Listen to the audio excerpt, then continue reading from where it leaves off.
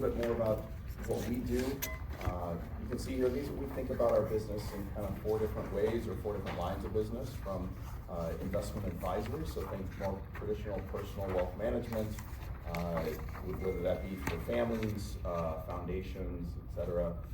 We do a fair bit for some of the high net worth families in the private investment asset classes or the private asset classes where people qualify and are interested. Retirement plans, that's what we're here to talk with you all about today, and then we have a tax practice as well for people that need help or are looking for help, be it advice or just preparing their returns. So that's a little bit about kind of our background and our firm. I'll turn it over to PJ here to walk through the 401k specifically. Yeah, so we'll dive into the details of your 401k, but I think the first place to start with a 401k is really to think about, why do we contribute to a 401k to begin with?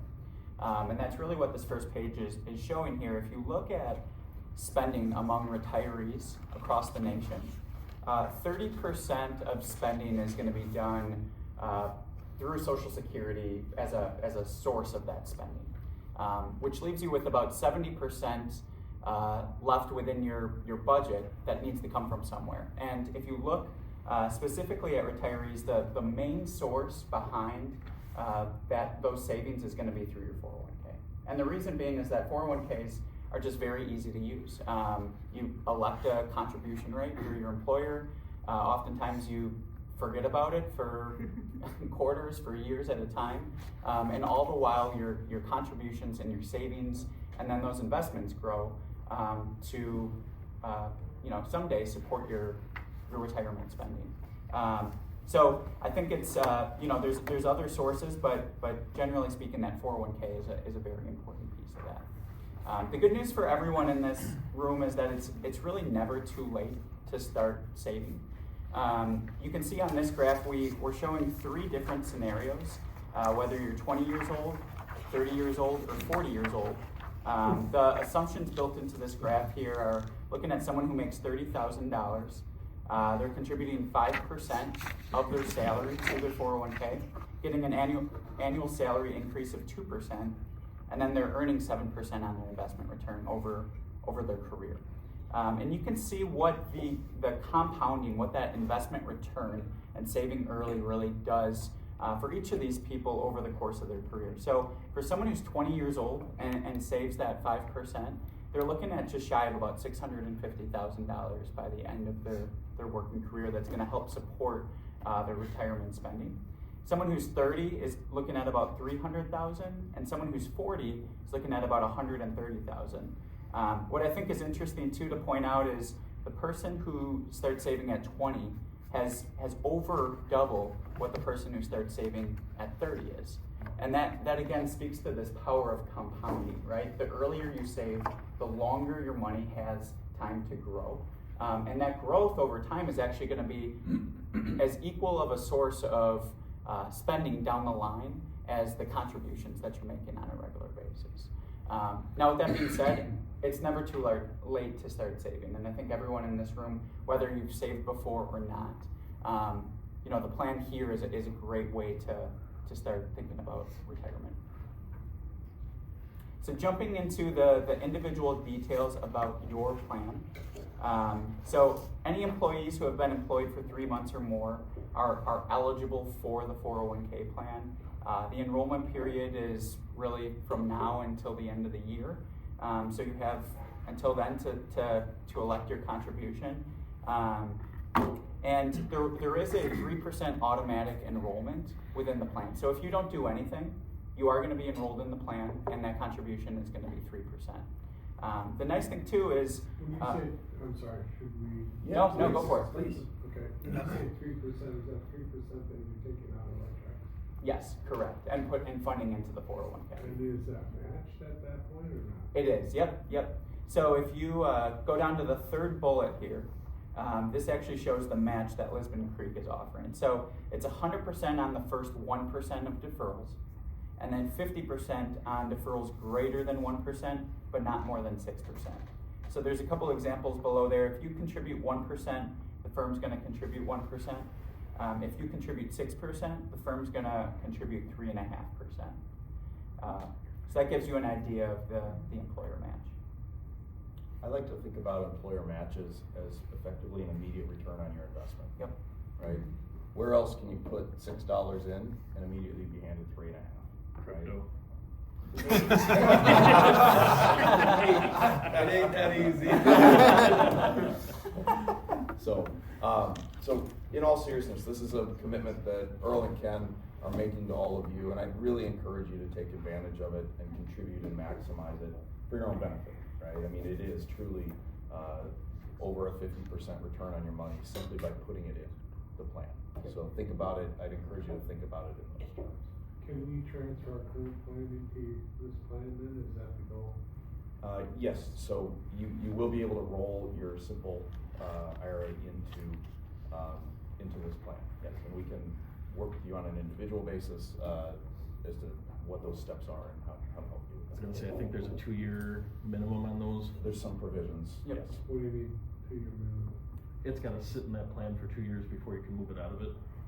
Oh, I think you have to have been in that plan for 2 years from your first contribution Yeah. to move it out. But yes, that is possible. We can work with you on it. Tal, you might have been speaking of a previous employer? well, yeah, my previous employer was taking it out and I didn't even know it. Yeah. And then all of a sudden I got a report saying, oh, you have this much, what do you wanna do with it? And I was like, oh, jeez. Yeah. So he bought a house. At that point, I was waiting for my 3-month period to roll.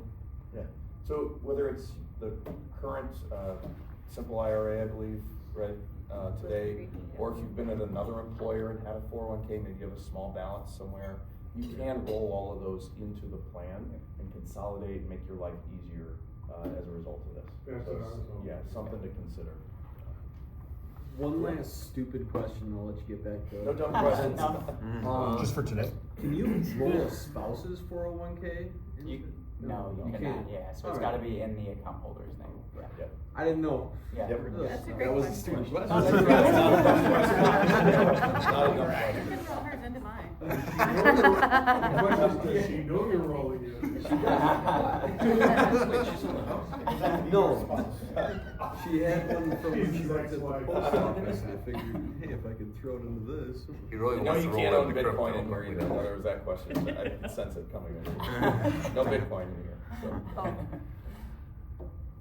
The only other thing I'll point out is those employer contributions are 100% vested, meaning that they're yours after you've been employed for 2 years.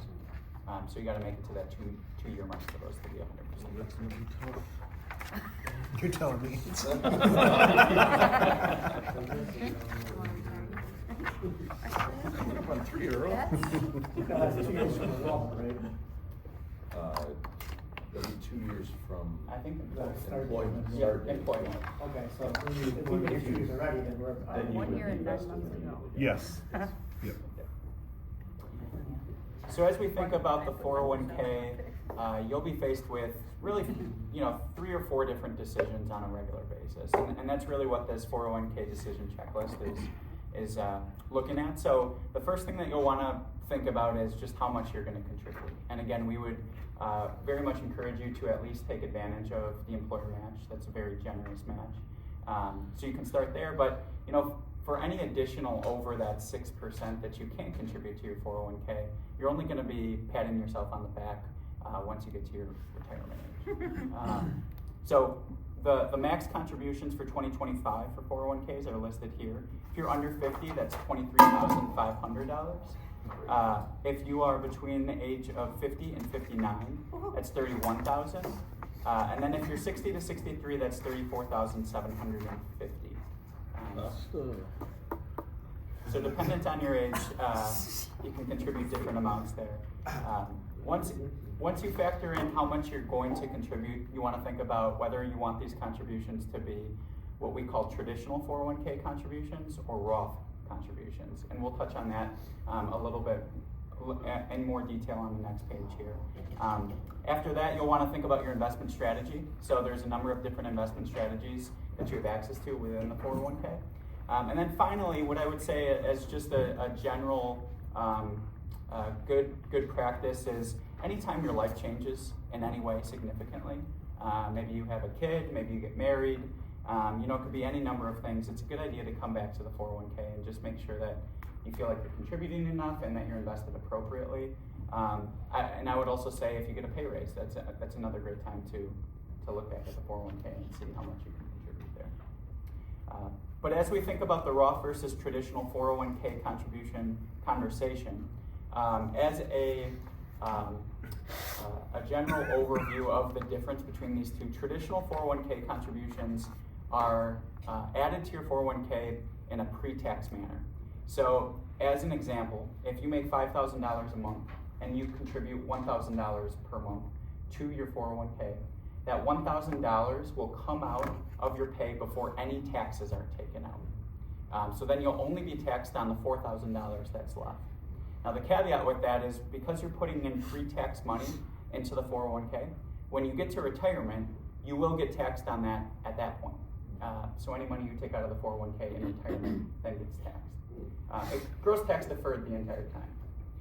With the Roth option, you're actually contributing after-tax dollars. So in the same example, if you make $5,000 per year, you're taxed on the entire, per month, you're taxed on the entire $5,000 right away, and then the $1,000 comes out after the taxes are taken out. So your paycheck's gonna be less if you choose the Roth 401k option versus the traditional 401k option, because your taxes will be more.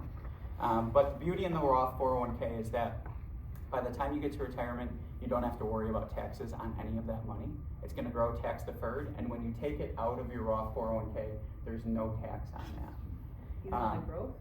Even on the growth, correct, yeah. So it's really a great vehicle, especially if you are younger, or if you expect your salary to go up significantly before you retire.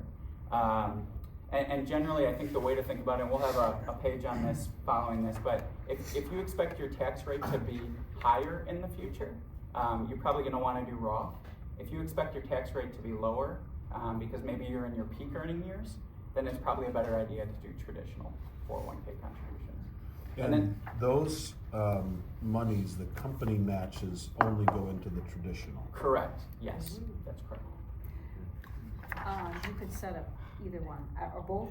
I imagine? Yes, yeah, which is a great strategy, and if you look at the next page here, it actually highlights that in a way. So this is on page 10.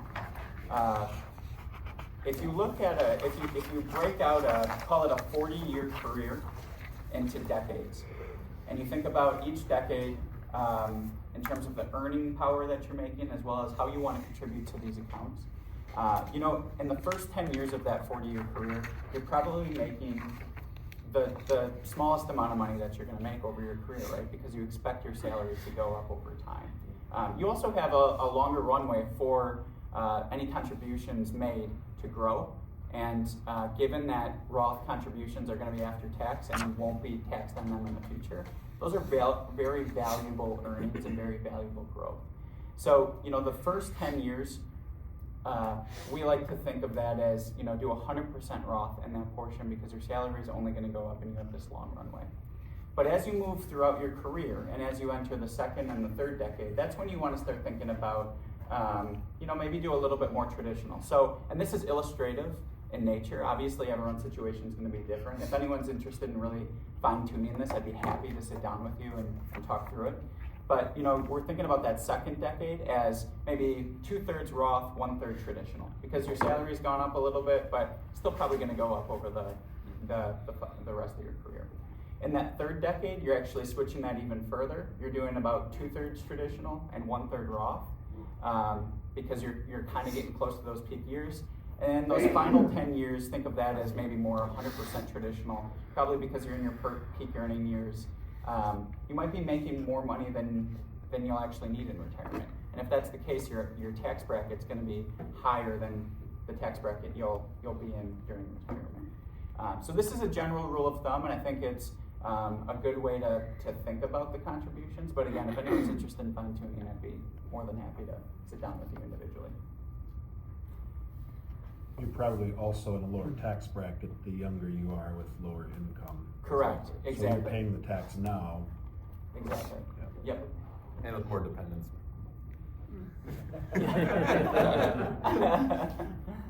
go that way.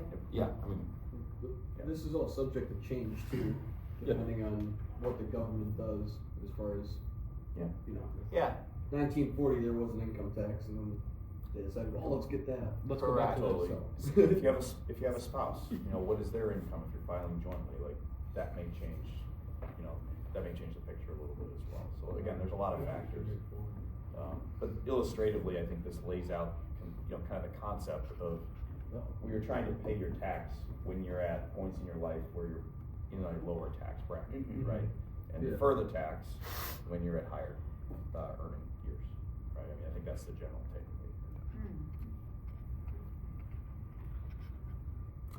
so the next, the next question that you then need to answer after you determine that is, the investment strategy that you want to use within your 401k.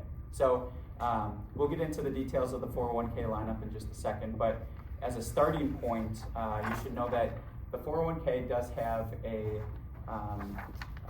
bunch of different target retirement date funds within it. These are Vanguard target retirement date funds that are very low cost. So Vanguard isn't charging a lot of money to invest in these. And the great thing about target retirement date funds is, based on your age or based on when you want to retire, it's an all-in-one solution.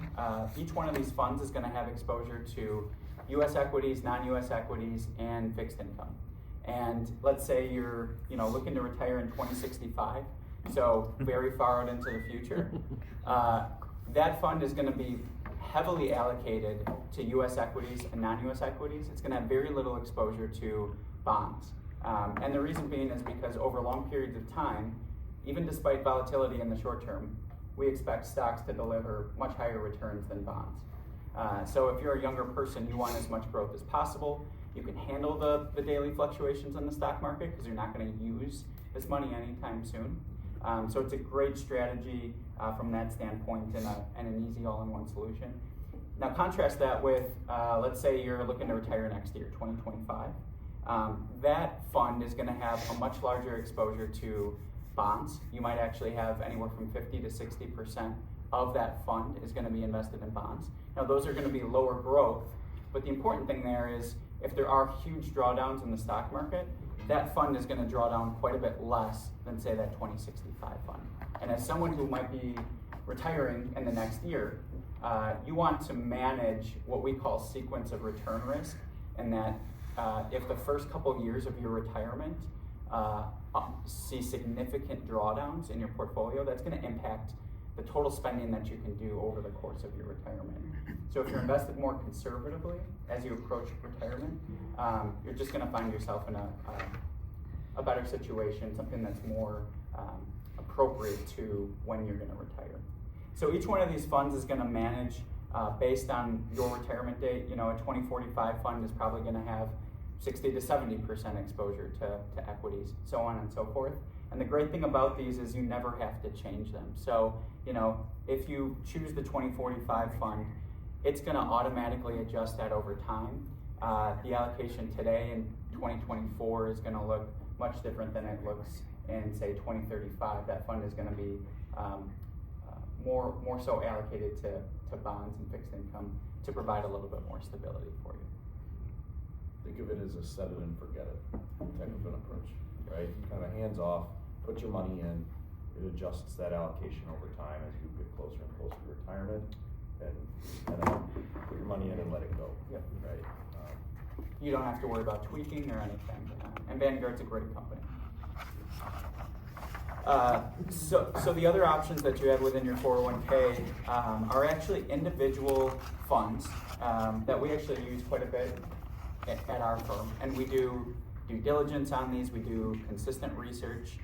You might see some of these change over time as we continue to assess the portfolio managers for each of these funds. But you do have access to both passive funds. Passive funds are mutual funds that are just going to track an index. So you might be familiar with the S&P 500. The first fund within the passive category here under US large cap is the Vanguard 500 index. That's almost going to mirror the S&P 500 to a T. If the S&P is up 1%, that fund's going to be up 1% for you. These are all very low cost options as well. And you can see we have an option for really all of the main asset classes that you'd want to have exposure to within your portfolio. In addition to that, we do have a handful of active managers, meaning that these are mutual funds that aren't tracking an index. They're really looking under the hood of all of the companies that are traded in, say, the S&P 500 or the Russell 3000. They're looking for good businesses to invest in that are going to achieve outperformance relative to the index over 5 to 10 year periods. So each of these active managers is vetted by our team at Operose. We are constantly talking about them on a quarterly basis. We do all sorts of research, so we feel very strongly about each of these options. What I will say is if you are interested in the more customized approach where you choose the passive options and the active options, feel free to run it by us. We want to make sure that we feel very strongly about each of these funds, but we want to make sure that the allocation that you have in place to each of these funds isn't, say, overly aggressive. For instance, if you chose the Wasatch Small Cap Value and allocated 100% to it, that might not be appropriate given the volatility that we would expect out of that fund. You probably want some exposure in other funds as well. So I think if you're interested in that customized approach, but you're not quite sure how to select the funds, that's something that we're here for and can certainly help you with. The next page here, market volatility, the general idea with this page, if you look at, if you look back through history at some of the biggest drawdowns because of different events that have happened, ultimately during those events, if you turn on the news, you're likely to hear all sorts of negative publicity saying, the stock market's going to crash, get out of the market now before you lose all of your money. That's very common during negative events, such as COVID-19 most recently, or the global financial crisis. It's not uncommon for us to get calls, both from 401k participants as well as clients during those events, and say, hey, should I get out now? The answer, and this page answers that question, is absolutely not. If you look at the worst days over the last 30 to 40 years, ultimately they're oftentimes followed by the best days. And if you get out at the bottom and then you miss out on, call it a 10 or 11% ride back up, well, that's real money that you just lost in your portfolio.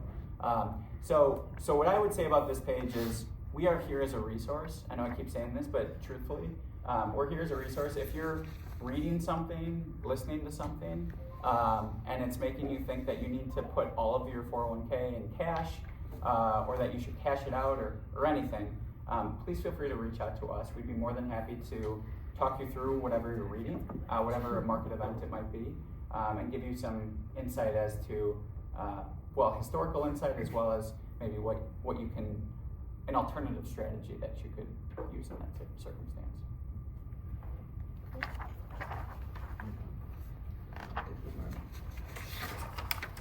So the final thing I'll mention before we get to just kind of a summary is beyond the investment management piece, and we've kind of mentioned this, we have a lot of financial planning capabilities. So I'm a CFP, we have CPAs at the firm, we have CFAs at the firm.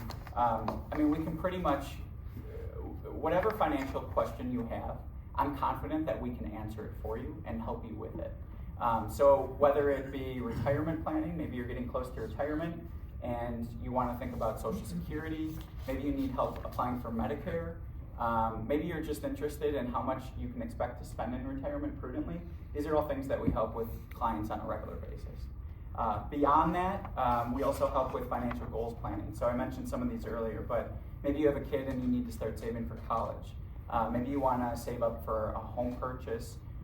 It could be any number of things. These are things that we help with clients on a regular basis all the time. Beyond that, if you're struggling with cash flow, we're more than happy to sit down with you and help form a budget and sort of get you in a good place from a cash flow standpoint.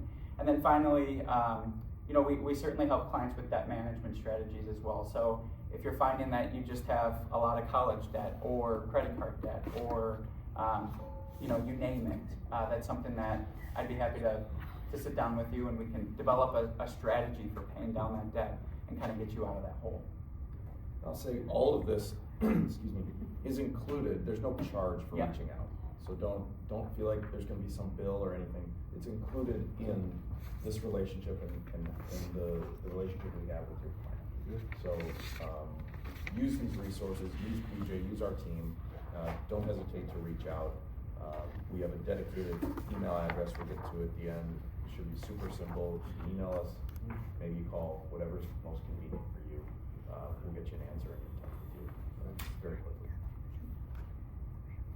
So this final page here, just a summary of everything we just discussed. So, you know, to maximize the employer match that you're given, you can shoot for 6%. Now, with that being said, any amount up to 6%, you're still going to capture some of that match. So, if you can't do the 6%, it's not an all or nothing type of deal. Do 3%, and then maybe increase it 1% every year until you can get to that 6%. And if you can do more than the 6%, you're only going to be happy with yourself later in life once you get to retirement. As far as a Roth versus traditional 401k, generally speaking, if you're earlier in your career and expect your salary to go up over the course of your career, probably want to focus on Roth. If you're later in your career or you're in your peak earning years, then traditional is probably better suited for you. But again, if this is something you want to fine tune, we're more than happy to help you with this.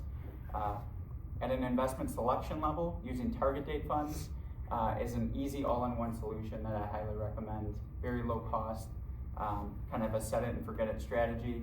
If you are looking for a more customized approach, we do have passive funds and active funds that we vet all the time. We'd be happy to help you make those selections. And if you have any financial planning questions, just let us know. We can sit down with you. You talk about some of the stuff being included with us having a 401k with you now. Yep. If we're doing any kind of financial planning with you, is there still a management expense on those funds? Can you clarify what you're getting? Are you thinking just us answering questions or assets outside of the plan? Assets outside of the plan. So there would be an additional advisory fee on those assets. But And that makes sense. I was just wondering if we were Yeah. getting those covered too. Yeah, so if you have an IRA or you have other assets outside, we'd be happy to speak with you on those, and we factor obviously the relationship to the plan in terms of the pricing on that. Yeah. Cool. Yeah. But just to be clear, just calling and getting, budgeting or other advice, there's nothing. Yeah, that's just included. Yeah. Any questions with anything that we covered? When can we start the process?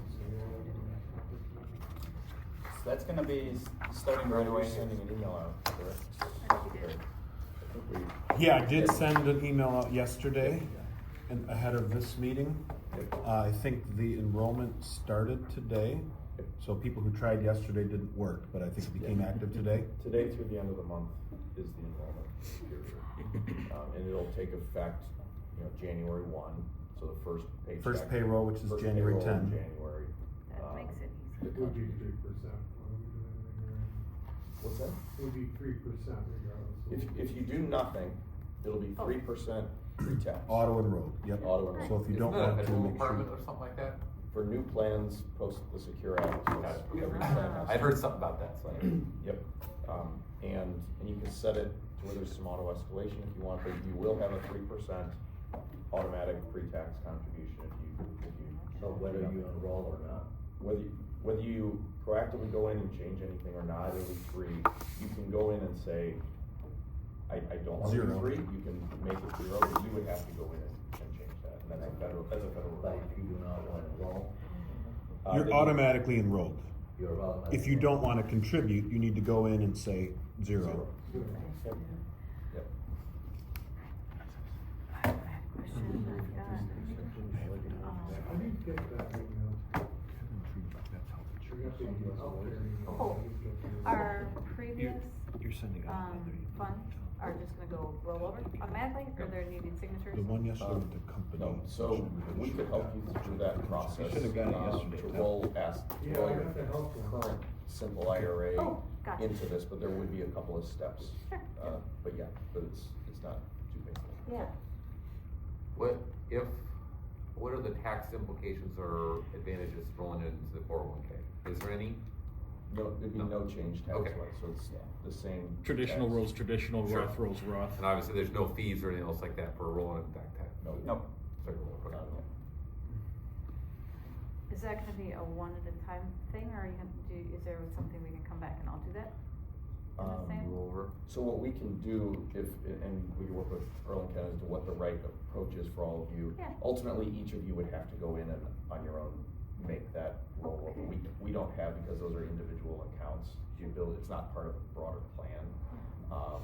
But we are happy to sit down with you, walk and help you through even next to your computer, like, you know, Sure. let's help you through exactly. So it's something we gotta do in the computer, not come to your office and, Yeah, we can come out here. That'd be more- Yeah, and oh, nice. whether it's set up a day that we're here as Yeah. a resource or half a day or whatever. That's after the first? Yes, after the first, once we're up and running. Yep.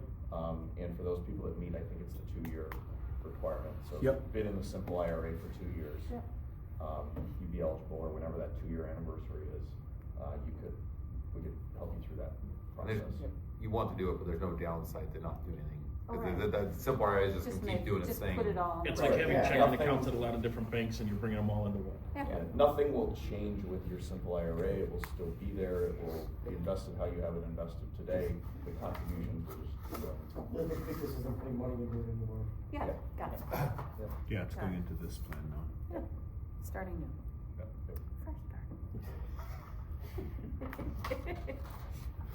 Okay, cool. Awesome, thank you so much. Well, reach out, there's an email, the email address is on the last slide there. Yep. Lisbon Creek at OperoseAdvisors.com. Email us, give us a call, if you have any questions on any of this, we're around. Yeah, it's Probably cool. hear back from PJ, if not myself,